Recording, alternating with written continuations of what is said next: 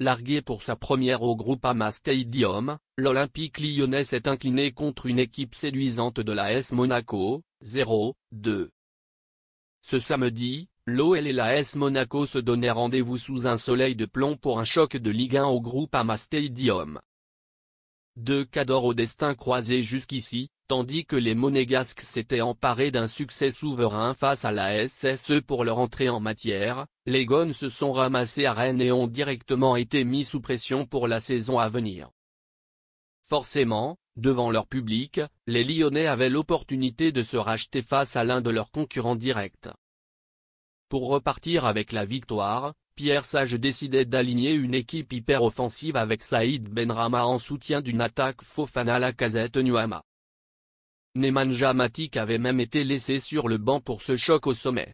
De son côté, Adi Huté faisait dans le classique et alignait le même 11 qui s'est imposé contre la SSE à la différence d'un Akliouche qui remplaçait Balogun 1. D'entrée, la rencontre s'est jouée sur des bases élevées en termes d'intensité. Pour autant, ce sont bien les azémistes qui ont montré le plus de maîtrise technique face à une équipe rhodanienne coupée en deux.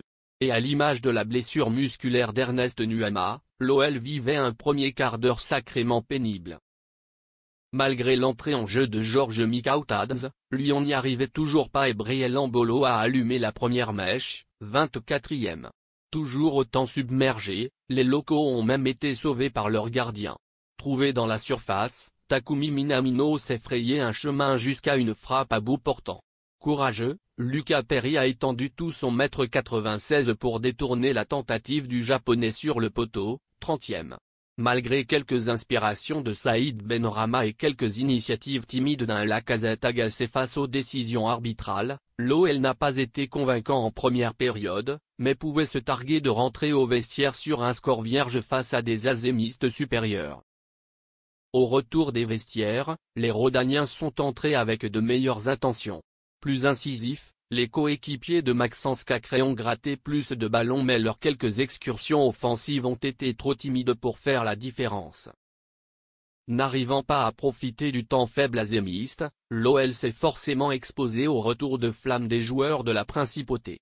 Alors que Briel Embolo a allumé la première mèche, 52e, le Suisse s'est montré encore menaçant avec un retourné acrobatique qui a fui le cadre de Lucas Perry, auteur d'une sortie franchement inquiétante à ce niveau-là, 63e.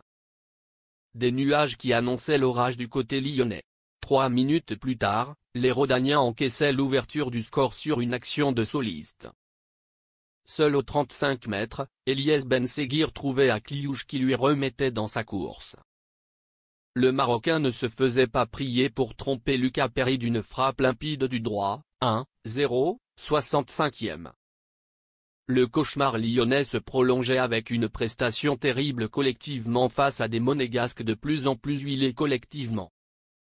Nettement supérieurs, ces derniers ont logiquement doublé la mise sur une superbe action conclue par Lamine Camara dans le but vide, 2-0, 80e. Les Gones étaient même proches de boire le calice jusqu'à la lie mais un rebond malheureux venait contrecarrer les plans de Magna Akliouche, seul face à Lucas Perry, 83e. Dans un Groupama Stadium sous tension malgré le soutien des supporters légèrement renfrognés, la fin de match a été toujours aussi poussive pour des Lyonnais qui n'y arrivent décidément pas cette saison. N'ayant toujours pas marqué, le bilan est déjà inquiétant alors que la saison vient à peine de commencer. De son côté, l'AS Monaco enchaîne. Impressionnant collectivement par séquence, les Monégasques comptent 2 succès en autant de rencontres. Seule ombre au tableau, l'expulsion de Lamine Camara en fin de rencontre pour 2 cartons jaunes consécutifs.